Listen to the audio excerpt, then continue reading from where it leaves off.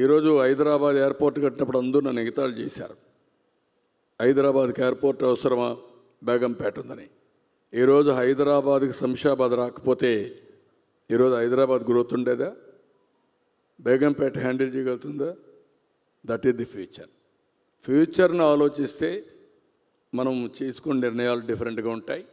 లేదు ఈరోజు పర్వాలేదు, మీరు అన్నారు 1 ఇయరే కదా, మీ టైం 5 ఏళ్ళే కదా అంటే నేను కూడా అదే ఆలోచించవచ్చు. నేను ఎప్పుడు కూడా ఆలోచించినప్పుడు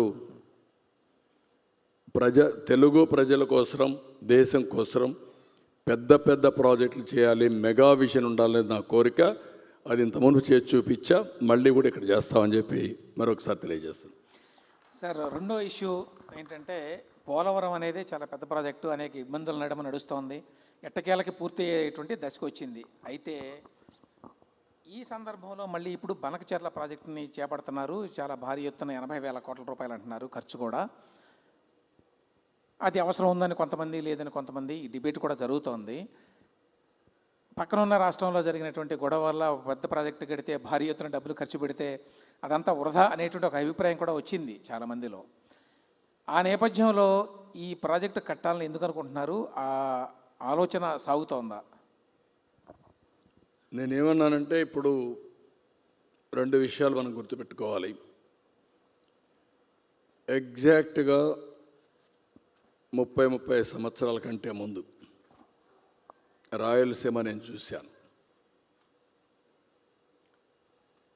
10 సంవత్సరాల్లో 8 సంవత్సరాల కరువు వచ్చేది. వేరుశనగ విత్తనాలు వస్తే విత్తన ఖర్చు కూడా వచ్చేది కాదు. వాళ్ళకు నేనే ఇన్పుట్ సబ్సిడీ ప్రారంభించాను. ఒకసారి అనంతపూర్లో కరువు వస్తే పశువులన్నీ ఒక చెరువు దగ్గర తీసుకుపోయి ఆంధ్రా నుంచి రేక్స్లో, ట్రైన్స్లో ఫాడర్ తీసుకుపోయి నీళ్లు కూడా తీసుకుపోయి ట్యాంకర్లో బయట కాపాడుకున్నాం. రాయిదుర్గ్ ఆ నియోజకవర్గం ఎడారిగా మారిపోతుందంటే డీఫారెస్టేషన్కి, డెజర్టైజేషన్కి మన ప్రయత్నాలు చేశాం. ఇప్పుడు కూడా దేశంలో 2వ అతి తక్కువ వర్షపాతం ఉండే జిల్లా అనంతపురం. ఈరోజు ఒక్కసారి ఆ కియా మోటార్ దారిలో ఒకసారి పోరండి. ఇప్పుడు అనంతపూర్ జిఎస్టిపిలో కోస్టల్ ఆంధ్ర కంటే మించిపోయే పరిస్థితికి వచ్చింది. దానికి కారణం horticulture. Water is a game changer. ఇప్పుడు నీళ్లు ఉన్నాయి, దానికి కారణం పైన వర్షాలు పడ్డాయి, ఆ నీళ్లు సద్వినియోగం చేశాం. ముందు చూపుతో ఆలోచించి అన్ని రిజర్వాయర్లకు నీళ్లు మళ్ళించాం. కాబట్టి ఈ సంవత్సరం మీరు చూస్తే 90% రిజర్వాయర్లన్నీ కళకళలాడే పరిస్థితికి వచ్చింది. అది కూడా మీరు లాస్ట్ ఇయర్ 18% సర్ప్లస్ రెయిన్ఫాల్ పడింది. ఈ సంవత్సరం 9% డెఫిసిట్ పడింది. 9% రాష్ట్రంలో డెఫిసిట్ రెయిన్ఫాల్ అయినా పైనుంచే వచ్చే వాటర్ వల్ల 90% రిజర్వాయర్స్ ఫుల్ అయినాయి. కరువు అనే మాట లేదు, తాగేదాని నీటి సమస్య లేదు. ఇవన్నీ చేయగలిగాం. ఇది చేసినప్పుడు ఎప్పటికైనా నాకు ఒక ఆలోచన, ఇప్పుడు కాదు, నేను వాజ్పేయి గారి పీరియడ్ నుంచి ఆలోచిస్తున్నాం. ఆ రోజు కూడా గంగా, కావేరి నదుల అనుసంధానం చేయాలనేది ఆనాటి ఆలోచన. ఆ రోజు వాజ్పేయి గారు, అబ్దుల్ కలాం గారు ఒక మీటింగ్ కూడా పెట్టాం. సురేష్ ప్రభుని ఒక టాస్క్ ఫోర్స్ వేసి చైర్మన్ చేశారు. అది వర్కౌట్ చేశారు. ఈరోజు నేషనల్ హైవేస్ ఉన్నాయి. నేషనల్ హైవే ఒక కాన్సెప్ట్ అంతే. డబ్బులు లేవంటే డబ్బులు ఉండవు. ఆ రోజు నేను మలేషియా చూశాను.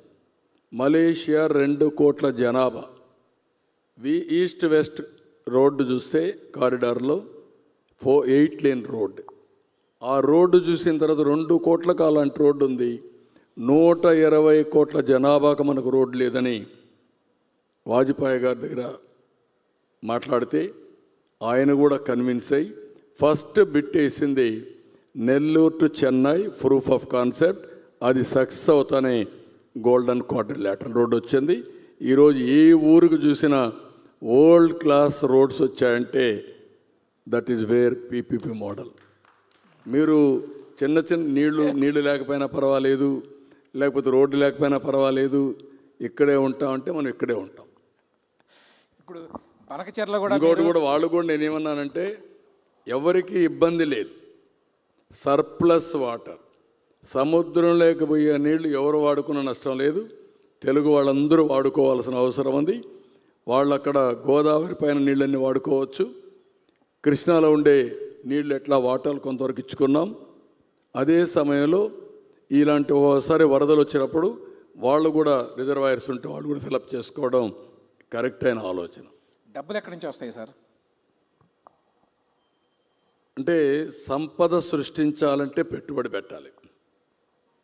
ఈరోజు మొత్తం వీళ్ళు ఉన్నారు, పెద్ద పెద్ద ఇండస్ట్రీస్ పెడుతున్నారు, సొంత డబ్బులు పెడుతున్నారా?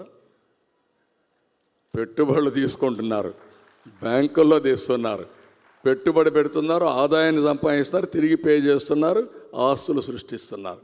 రేపు కూడా అంతే. ఒక project is a game changer. నీళ్లుంటే సుస్థిరమైన పాలన. ఈరోజు మీరు గుర్తుపెట్టుకోండి, రాయలసీమలో కానీ నీళ్లు ఇవ్వగలిగితే, ప్రతి ఎకరాకు నీళ్లు ఇవ్వగలిగితే దేశంలోకెల్లా నెంబర్ 1 ప్రాంతం ఏదంటే దానికి చిరునామాగా రాయలసీమ ఉంటుంది. ఇది నా యొక్క విజన్ అనుకోండి, లేదంటే ఇట్ ఈజ్ ఎగ్జాక్ట్గా it is going to happen. Sir మరొకటి, మీరు చాలా చిన్న చిన్న విషయాలు ఆలోచిస్తే మీరు అక్కడే ఉంటారు. ఓకే, వదిలిపెట్టాలి మీ మైండ్లో. ఇప్పుడు మిట్టలు వచ్చాడు, మిట్టలు వచ్చి నేను 1,00,000 కోట్లు స్టీల్ ప్లాంట్ పెడతా అన్నాడు. అక్కడితో నేను వదిలిపెట్టలేదు. ఆయన 1,00,000 కోట్లు పెట్టి స్టీల్ ప్లాంట్ పెడతానంటే అతను కొన్ని కోరికలు చెప్పాడు నాకు. నేను అక్కడి నుంచి ఐరన్ ఓర్ తేవాలి. ఐరన్ ఓర్ తేవాలంటే ఎన్ఎండిసి మాకు పర్మిషన్ ఇవ్వాలి. అది కానీ లారీల్లో తేవాలంటే నాకు చాలా సమయం పడుతుంది. మీరు ప్రధానమంత్రి గారికి చెప్పి ఒప్పించి పైపులో స్లర్రీ తీసుకొస్తే అక్కడ స్లర్రీ వదిలిపెడితే వీళ్ళ ఫ్యాక్టరీ దగ్గరికి వస్తుంది. ఈ పర్మిషన్ ఇప్పించమంటే నేను పోయి ప్రధానమంత్రితో మాట్లాడిన, ఆయన కూడా చెప్పారు. పిఎం కానీ కుమారస్వామి మినిస్టర్ కానీ యాక్సెప్ట్ చేశారు. ఇప్పుడు వాళ్ళు 1,00,000 కోట్లు పెట్టడానికి కారణం స్లర్రీ ద్వారా ఐరన్ ఓర్ తీసుకొస్తున్నారు, ఆ పైపుల ద్వారా. ఇట్లా వేరియస్ ఇన్నోవేటివ్ ఐడియాస్తో పోతే తప్ప మనం తక్కువ కాదు, మన ఆలోచన విధానంలో తక్కువ ఉంది, లోపం ఉంది నా లెక్క ప్రకారం. ఓకే సార్, మరొక వివాదాస్పద అంశం ఈ మధ్యకాలంలో ఏంటంటే ఈ మెడికల్ కాలేజీలని ప్రైవేటైజ్ చేసేస్తున్నారు, ప్రైవేట్ వాళ్ళకి ఇచ్చేస్తున్నారు అని మీరు గతం నుంచి ఏమంటున్నారంటే ఈ కాలేజీలని మెయింటైన్ చేయడం ఇది గవర్నమెంట్లో సాధ్యం కాదు, ఇవి ఎఫిషియెంట్గా నడవాలి, యాక్చువల్గా జనానికి ఆరోగ్య సేవలు అందాలి అంటే ఇది పబ్లిక్ ప్రైవేట్ పార్ట్నర్షిప్ ఉండాలి అని. చాలామందికి వచ్చేటువంటి అనుమానం ఏంటంటే మీరు వీటిని పీపీపీ కింద కనుక ఇస్తే అవి ప్రైవేట్ ఆసుపత్రులకి భిన్నంగా ఎట్లా ఉంటాయి? అక్కడికి వెళ్ళి కూడా ఫీజులు కట్టి మెడికల్ సర్వీసెస్ తీసుకోవాల్సిందే కదా, ఏ రకంగా లాభం? అంటే మీరు కాలేజీలు కావాలి. ఇప్పుడు నేను చాలాసార్లు చెప్పాను, నాకు ఫస్ట్ టైం నేను కాలేజీలన్నీ పీపీపీ మోడల్లో ఇచ్చాం, కొన్ని ప్రైవేట్ కాలేజీలు ఇచ్చాం. ప్రైవేటు కాలేజీలు ఇస్తే ఆ రోజు నన్ను అందరూ అపోజ్ చేశారు. నేను బోల్డ్ డెసిషన్ తీసుకున్నా. ఆ రోజు 25-30 ఇంజనీరింగ్ కాలేజీలు ఉంటే over a period of time 200 పైన చేశాం. రంగారెడ్డి జిల్లాలో 8 హై స్కూల్స్ లేవు, 10-15 హై స్కూల్స్ లేవు. ఇప్పుడు ఎన్ని కాలేజీలు ఉన్నాయి? ఊరికి ఒక ఇంజనీరింగ్ కాలేజ్ వచ్చింది. దీంతో ఏమైంది? ఒకప్పుడు తెలంగాణలో స్కూల్స్ లేవని నేను ఒక జివో తీసుకొచ్చా. Every 1 kilometer elementary school, 3 kilometer upper primary school, every 5 kilometer high school, every mandal junior college, every revenue division engineering college, every district medical college. ఇవన్నీ 2 ఆలోచనలు. ఇక్కడ నేను చేయాలంటే గవర్నమెంటే చేయాలంటే 20 ఏళ్ళు పడుతుంది. దీంతో గవర్నమెంట్లో చేయగలట్టు చేశాం, గవర్నమెంట్లో చేయలేనటువన్నీ ప్రైవేట్ తీసుకొచ్చాం. అందులో రిజర్వేషన్స్ ఉన్నాయి, అందులో పేద పిల్లలకి స్కాలర్షిప్లు ఇచ్చాం, పేదవాళ్ళకు అన్యాయం జరగకుండా తీసుకొచ్చాం. కాబట్టి ఈరోజు రైతు కూలీలు ఐటీ ప్రొఫెషనల్స్ అయ్యారు, లేకుంటే కూలీ బిడ్డలు అయ్యారు. That is the vision. అందుకే నాలెడ్జ్ ఎకానమీలో నెంబర్ 1 అయ్యామంటే ఆ రోజు తీసుకున్న బోల్డ్ నిర్ణయం.